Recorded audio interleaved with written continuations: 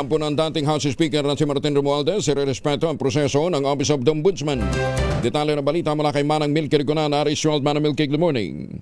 Tiniyak ng kampo ni later Representative Martin Romualdez ang kooperasyon sa Office of the Ombudsman sa sandaling umusad na ang formal proceeding. Ito ay nahayag ni Attorney Ade Fajardo, abogado at spokesman ni Romualdez, sa sinabi ni Ombudsman Crispin Remulla na inihahanda na ang plunder charges laban sa dating House Speaker at kay dating Senate President Chis Escudero. May kinalaman ito sa flood control scandal at tinatayang isasampa ang kaso sa buwan ng Mayo.